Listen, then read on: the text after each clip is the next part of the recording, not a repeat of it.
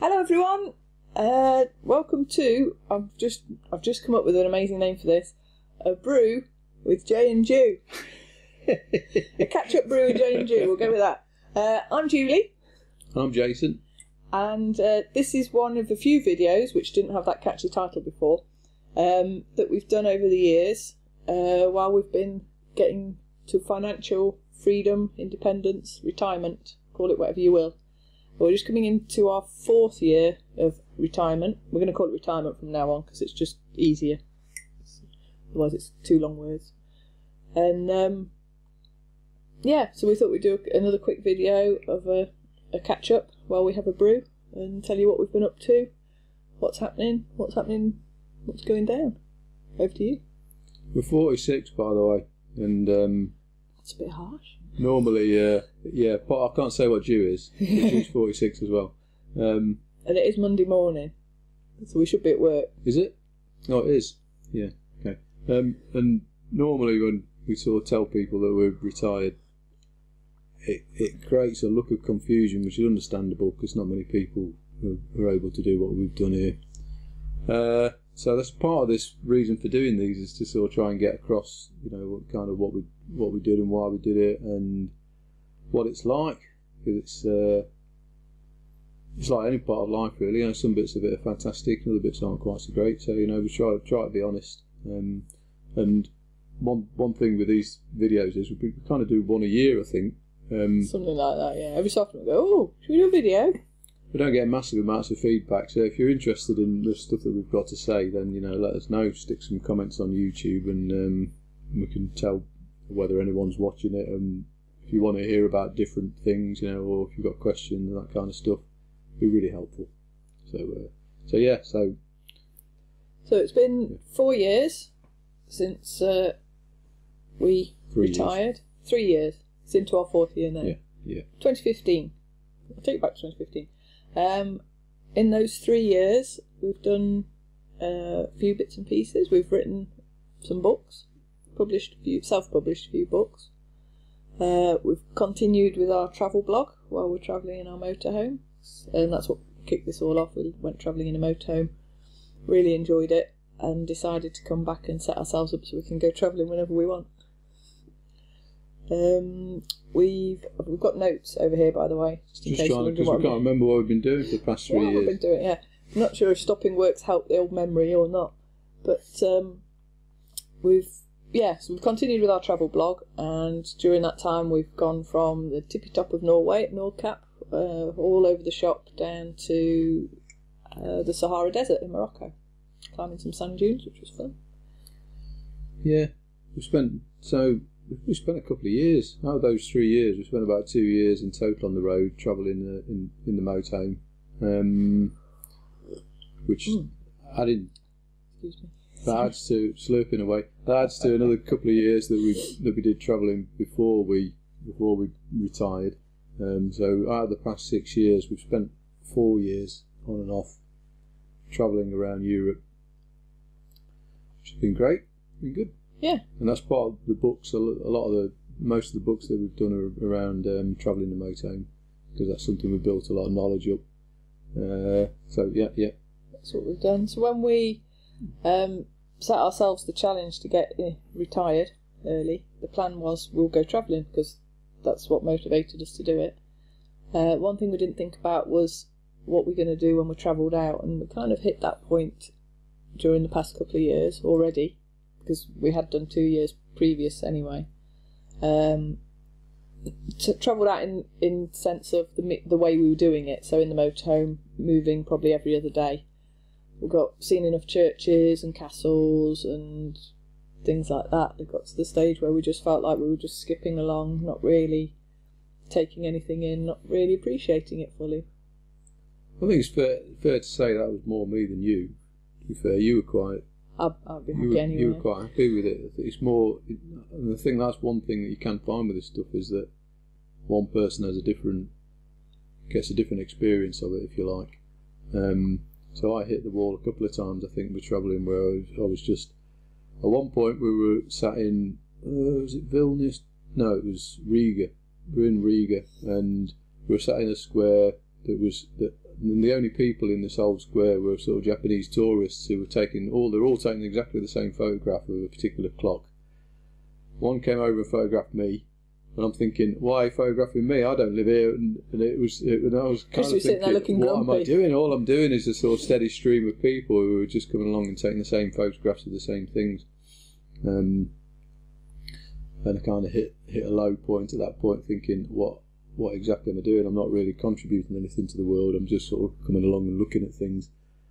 So you can get different, but you were absolutely fine with it, and you were liking it and loving it. So you get sort of different experience, don't you, day to day? I'm waffling on already. It's all right. Take over. So at the back of getting travelled out, we realised we hadn't fully thought through our retirement plans in terms of what next after we've travelled for a bit, or when we get fed up and bored of travelling. So when we came back, at one point you got opportunity of a contract going pretty much back to the same place, almost, with the same people that you worked at, just politics had changed the name of it and stuff. But so, want of better things to do, you dipped back in. Went back in, yeah. So did another 4 months so I did IT project management and other IT stuff. Done it for 20 years, so I've got quite a bit of experience working in big companies. So yeah, I went back in, did another 4 months. Which was good for the finances. We didn't really need the money, but it was good to. You never quite got enough. You hear a 1 year syndrome where people just keep kind of getting to the point of almost retiring and then doing another year just to make sure they've got a bit more. So we kind of had a little bit of that, I guess. But since then, so I did the 4 month thing, and towards the end of it, could have kept going probably for forever, I suspect. Not that particular contract, but other contracts would have come up. So you had a little blackboard, didn't you, where you sort of like got me to record how I felt on each day. So because I just forget the fact that if I feel a bit rubbish, I just forget over time. And they were scoring pretty lowly and quite low scores. It was out of 10, wasn't it? And if it didn't come above sort of halfway by the end of the deal was, if it didn't come above half marks by the end of the 2 weeks, we'd review whether you extended your contract or not. If it did become above, then that's fine, you extend, but it turned out to be much lower than halfway. Yeah. So the decision was reached not to bother. It's not worth it. It wasn't worth it. You were very grumpy. It wasn't worth it for us, no. So you got that out of your system. So we did that and decided that probably I'm not going to do that anymore. So we don't tend to do corporate work, which is what we used to do. We now do other things. Travelling around's great, but you need something more. You need a focus, you need a goal, you need an objective. Well, we. It's not necessarily the people. No, for us. We do. Otherwise, we just end up feeling like we're not really contributing or doing anything. So we set about getting ourselves sorted. So one of the things we started doing was to get fit. I took up running. You went back to running, and set ourselves some goals on running. We did a half marathon. Both did a half marathon in Marrakesh, my first one, and a few other bits and pieces on running.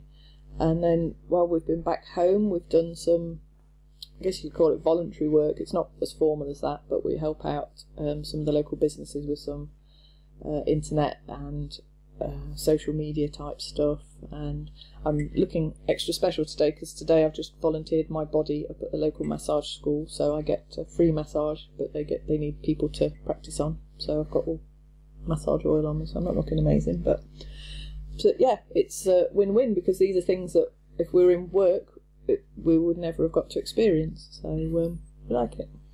It's helping people a little bit. Some weird stuff's happened as well. On the 1st of January we ended up, we knew that the BBC had come and done a bit of a piece on us, but it was very low key. It was a guy with a camera turned up and recorded us sat in the moto, much like this. And then 1st of January, a video of us pops up on the BBC website and had 1 million views. Our 30-year retirement. Talking about our 30-year retirement, yeah. And that was a bit intense, wasn't it? It was, yes. And not long before that, which is I think how the BBC got onto us, we were a brief fleeting appearance on a Channel 4 programme about how to retire at 40, and Daily Mail did an article on us and a few bits and pieces like that. So we found ourselves not in the media spotlight, but a little bit out of our comfort zone, because you'll find if you watch a video, 2-minute video on wherever you watch it, you don't get the full picture.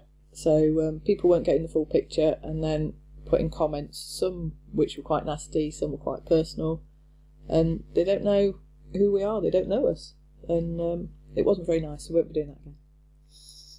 Yeah, we could stick to low-key stuff like this, sat on the sofa. Yeah. They were brutal. I think that's what you described. They were quite brutal. And I guess like one of the things that we didn't edit the video. We didn't even see it. I don't think before it went up. But one of the things that we didn't quite get across in it, and I'd like to get across in this one, is that this was a lifestyle choice that we made for us because we could do it. You know, it's not. We aren't on a mission to say that everyone should quit work, or it's not. Oh, look at us! We're brilliant. It's we're doing this. It is our own personal experiment. It's good for us. There was stuff about, there were people sort of making assumptions that we hadn't had kids so that we wouldn't have to go to work because we were that lazy and shallow. But that was completely untrue. We decided we didn't want children pretty much when we got together, I guess. I can't remember. And we validated every time our friends had children, we'd sit down and talk about it. We didn't want to have kids, and a big part of the thing was we almost accidentally ended up in this position when we realised that we'd got quite a few assets that we'd kind of accidentally built up, where we've got houses that we didn't sell because they couldn't sell because the market drops out and stuff like that, so they ended up renting out. We rented out a house when we went travelling, and when we came back we decided to keep that rented out. They didn't want to move out. They didn't want to move out, no. We'd lived in a tin box for 2 years, so we were like, you stay in the house, we'll find somewhere smaller. So we almost accidentally ended up where we are. It was only really like the last couple of years where we sort of where we decided that this is what we were going to do, and that we'd spent 2 years living on a low budget, and for us personally, we were comfortable doing that. And so it kind of fitted together for us. But we're not on a mission. We're not trying to say that everyone can do it. We aren't stupid. I'm from a very working class background. Members of my family are working on minimum wage. I understand all that. I understand how lucky we are in that sense. And from my background, my father was a coal miner. He was brought up in poverty and managed to get himself out of that. It's effectively taken 2 generations for me to be able to live in this particular life. And I understand that, and a lot of people didn't seem to think, they just thought we were just a couple of middle class idiots, really, who were just sort of poking fun at everyone because they were having to get to work. But that just, from my perspective, that wasn't how it was. So that was an interesting January. Rant over. Rant over. So we steer clear of BBC. I mean, it didn't really feel like we were doing anything particularly special. That's it, because people sort of like, well, how does it feel, what you're doing? It doesn't feel like anything. If you ask anybody, how's your life feel? This is normality to us. It doesn't feel anything special. It's just who we are and what we do. There's bits I love. I love not having to get up when the alarm goes off and it's dark. I used to hate that. So now I wake up when it gets light enough. It's about 8 o'clock at the moment because it's end of November.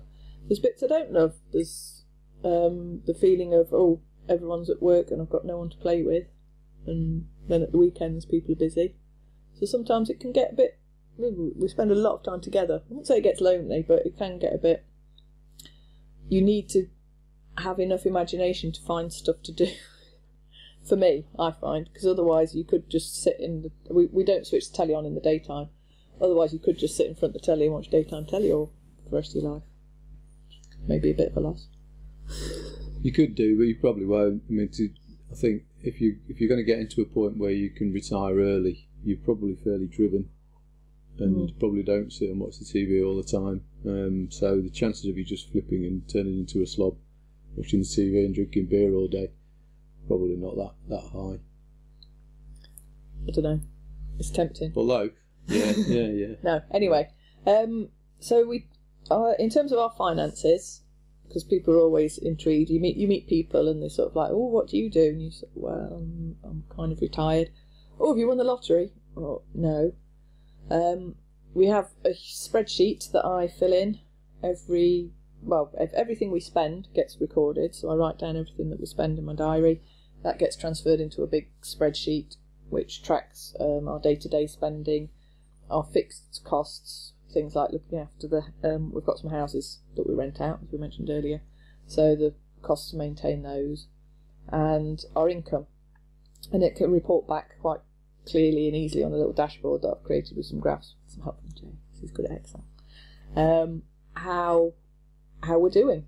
So to report, we are basically spending about 25% less than we earn still at the moment, and we're earning about just over 20 grand, I think.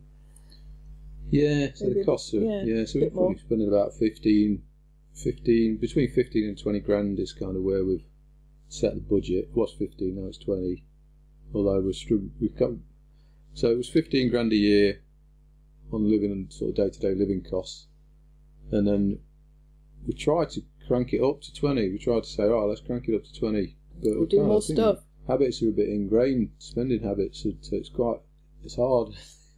As an example, we were thinking, we could fly somewhere. Our dog passed away this year, so we've got more freedom, bittersweet freedom, but we've got freedom to actually get on a plane and fly off somewhere, which we haven't done for years. And then we looked at the cost of the flights and we're like, blimey. So it's just how we are. We're frugal. We want value, so we'll hold off. I mean, that was just a quick search, wasn't it? We did a quick search for the cost to Sri Lanka, and it was like getting on for £1,000. So we were like, no, we need to sit and think about. I think a bit of that was just us being rubbish.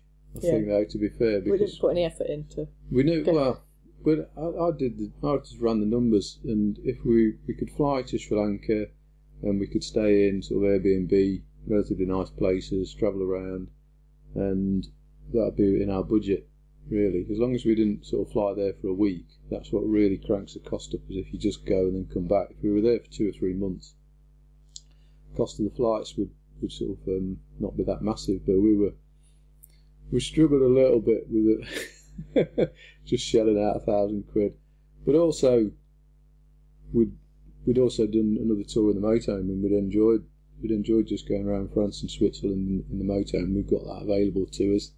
We slowed it down, didn't we? So we actually stop longer in places now, so we don't feel like we're flitting from one place to the next. So we set ourselves a goal, set ourselves a challenge to stop more than 2 nights everywhere.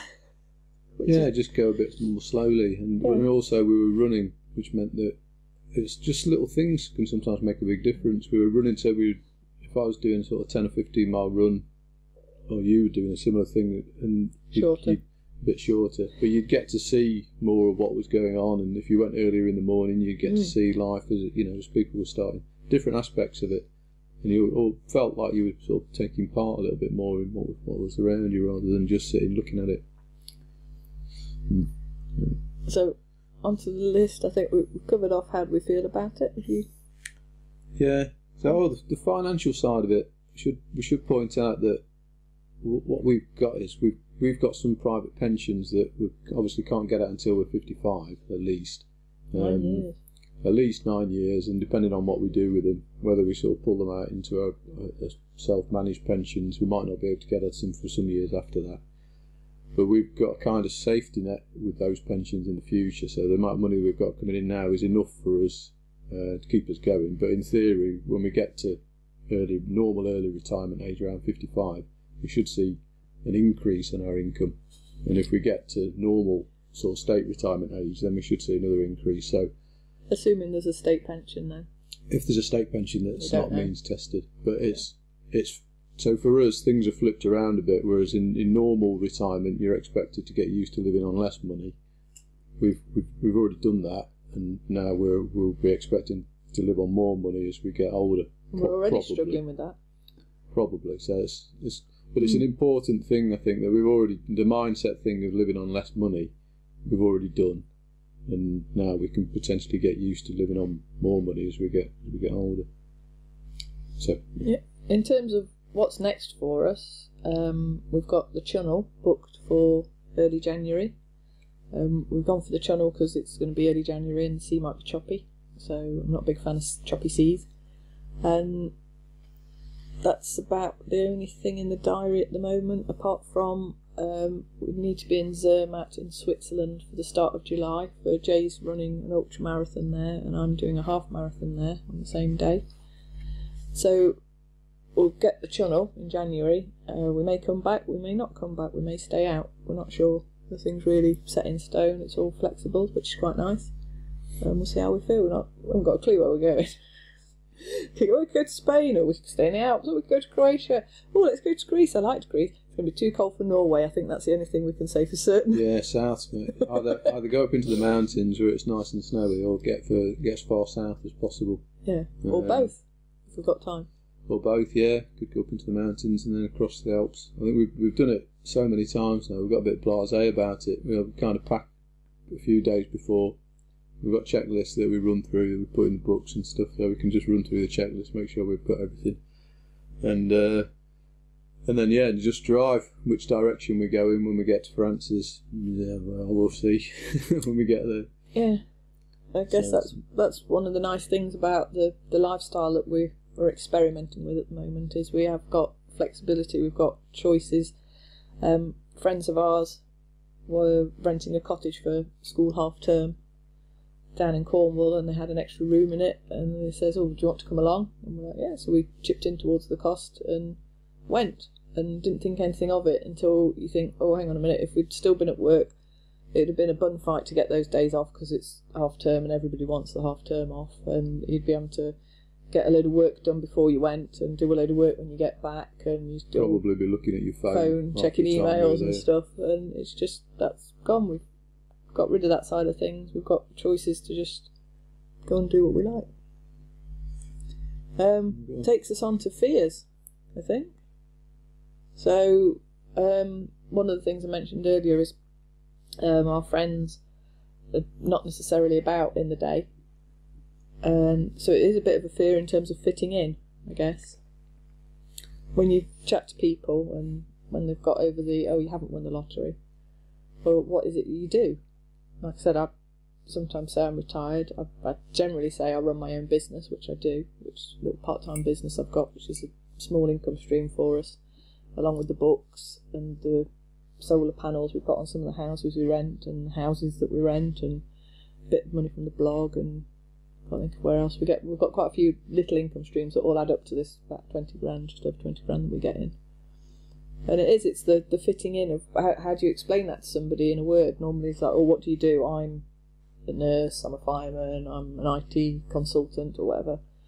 It can be tricky. Yeah, what you say. So it's a little bit, there's the identity thing that. So my thing was IT, did that for 20 years. Yours was marketing, and you have that is sort of ingrained in you that you are that kind of person. And that, I think we kind of lost that when we were travelling, because no one really cared. They were all, practically most of the people we met were retired and didn't really care what we did for a job. It was all the questions were about where you were going, what you'd seen, or where you were going next, those kind of things. So that we sort of lost that a little bit.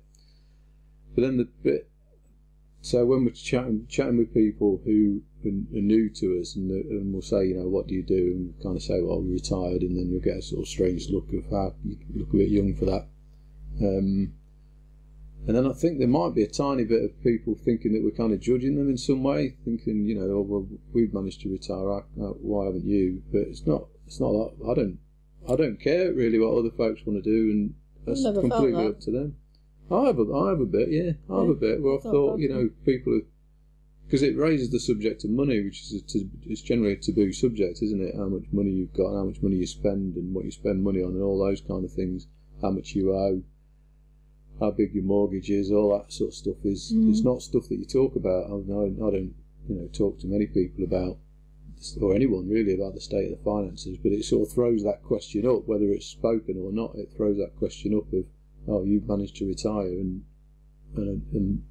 most of the people we're talking to will still be working for at least another 10 years, maybe 20, maybe 30.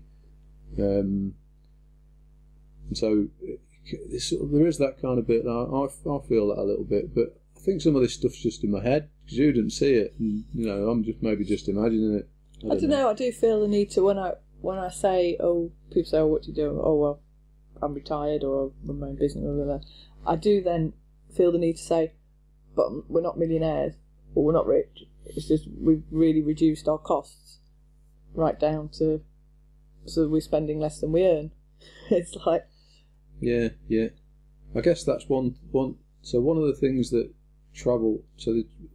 We were earning a fair bit when we had corporate jobs. We quit those jobs. Basically, I had a breakdown, so that we had to quit that to get a break. And then when we were off out and about travelling, we went to some pretty poor countries and seeing people living in poverty in Morocco and Sicily to an extent, southern Italy, Ukraine, Bulgaria and Romania, those sorts of places.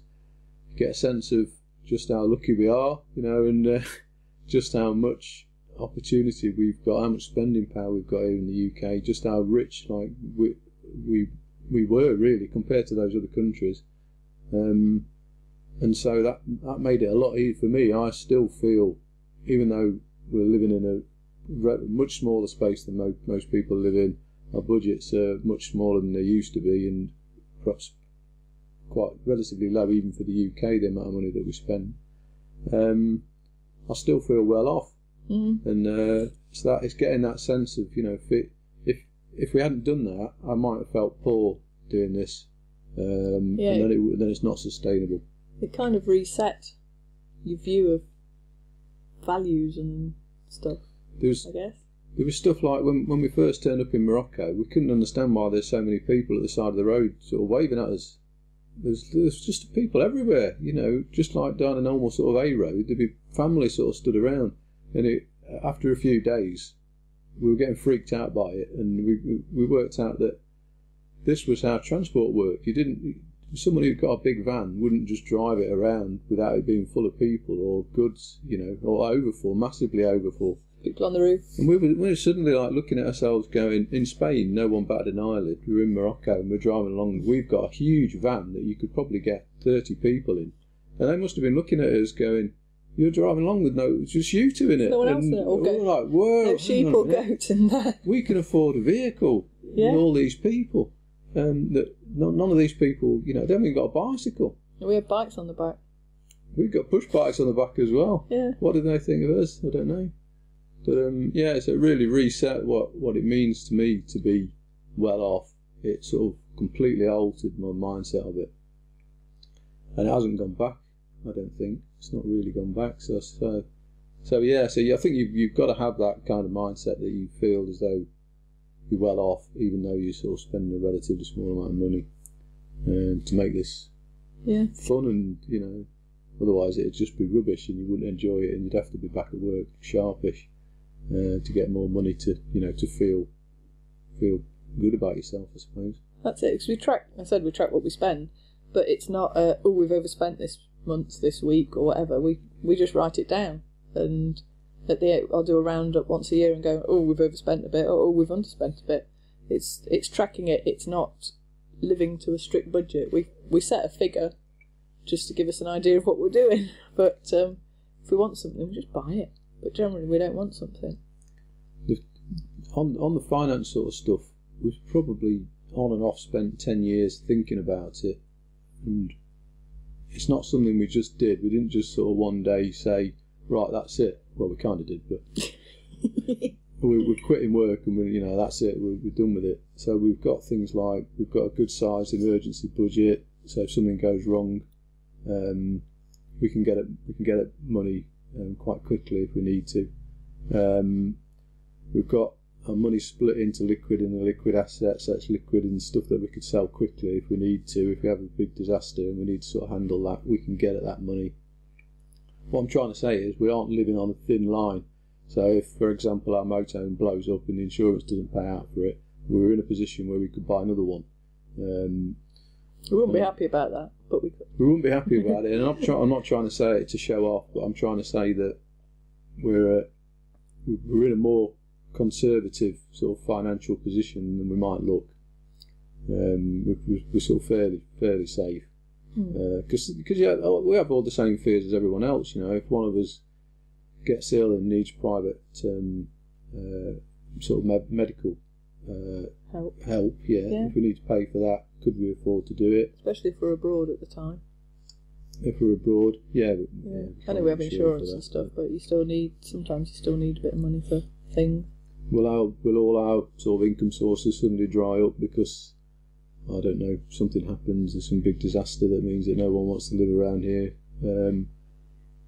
Will I suddenly wake up one day and think, what the hell am I doing? I don't want to live like this. I want to be able to drive a Maserati or live in a 6-bedroom mansion. I suppose you know what Maserati is. And I just thought that. I just remember thinking, I know what a Maserati is. I probably struggle to recognise one, but you know, would have sort of like wake up and think, you know, I'm not happy with that stuff. Or the recent one was one of the big financial bloggers over in America. A guy who calls himself Mr. Money Mustache has revealed the fact that he's divorcing from his wife. So he's done a similar thing to us, and he's divorcing his wife, or she's divorced him, or he doesn't know. It's not really clear. I had a bit of a panic, thinking, "Whoa, I better sit down and check in with Joe, you know, and make sure she's happy," because I think if doesn't like me when I'm angry. If only one of you's driving this kind of lifestyle, it just doesn't work. It's no way is it going to work. You've both got to be in it together, and you've both got to be checking in with each other a lot, I think, to be sure that you're both comfortable with what you're doing and whether you sort of feel you've got enough freedom. And we've always said to ourselves, if we don't like it, if it doesn't work for us, we'll go back to work. You know, and once we were already sort of doing bits and bobs of work, but we'd go back and do serious work. We'd find whatever jobs we could to bring in more money. We've even talked about finding jobs that we like that bring in money, but we're struggling on that one. It was one of the big arguments against sort of the financial independence bit. Not that many people argue about, apart from whether it's possible or not. But the retire early is a big sort of argument point. That is it right to retire early after you've been educated, and how much sort of income tax you're generating for the country and all that kind of stuff. Why don't you just find a job that you enjoy doing? Well, the main problem I had with that is I haven't found a job that I enjoyed doing, for me personally. And the second thing was, you get used to the self-determination aspect of it. You get used to the fact that I don't have to do anything that I don't want to do, apart from what we agree between us. I still have to wash the pots. Yes. And take the bin out. Take the bin out and clean the fire and stuff like that. But I don't have to. So for example, in my old job, I'd have to sit down with my team of guys and tell them that the company is restructuring their pension or the way that their pay works or something, and it was up to me to sell the idea to them whether I believed in it or not. We used to have to do appraisals. They were the best laugh. Doing appraisals for people when you knew that, you know, you've got 15 guys working for me, men and women, not just blokes, and I knew that I could give them an above average rating, an average and a below average rating. And at the end of the day, my boss would come to me and say, actually, you can only have one above and you can only have one below. Okay, so what's the point? So I spent an entire year setting objectives for people, and at the end of it, I had no authority whatsoever. So stuff like that I don't have to do. And so if I can find a job where I don't have to do any of that kind of stuff, that's probably self-employment, I think. Yeah. I might go for it at some point, but I'd really got used to that freedom, you know, in terms of my own, what I thought was important. What else is on the list? Because my brew has almost gone. That's about it, I think. Is it? I think we're better stop. It's probably been going for 20 minutes. So that was a catch-up brew with J and Joe. You finished yours? Almost. Cheers, darling. Cheers, darling. Cheers, darling. Cheers, darling. Cheers, darling.